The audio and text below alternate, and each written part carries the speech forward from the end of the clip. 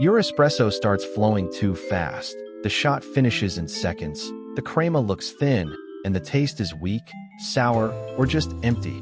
And this is one of the most common problems home baristas face because it feels like the machine is not building enough pressure.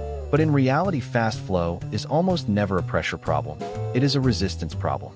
Espresso works by forcing water through a compact bed of coffee, and that resistance is what allows pressure to build and extract flavor properly.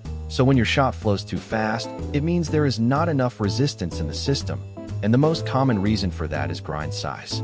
If your grind is too coarse, the spaces between coffee particles are too large, and water moves through too easily, which reduces contact time and leads to under-extraction, giving you that weak, sour, and watery result. This is why grind size is the first thing you should always adjust, and even a very small change can slow down the flow significantly and improve extraction. But grind size is not the only factor, because dose also affects resistance. And if you are not using enough coffee in the basket, the puck will be too thin, which again allows water to pass through too quickly.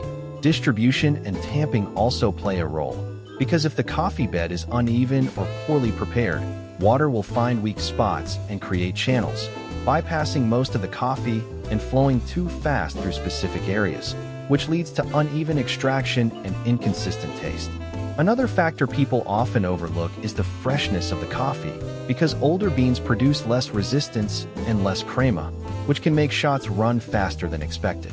And then there is the machine itself, because if there are internal issues like a worn valve or slight pressure instability, it can exaggerate fast flow, but in most home setups, the problem comes down to grind, dose, and puck preparation. The key is to stop guessing and start making controlled adjustments, changing one variable at a time and observing how the shot behaves, because espresso is not random, it responds directly to what you change. When you slow down the flow, you increase contact time, which allows more sugars and balanced flavors to be extracted, turning a weak shot into something rich, full, and satisfying. The real difference between inconsistent espresso and great espresso at home is not expensive equipment. It is understanding how to control resistance and flow.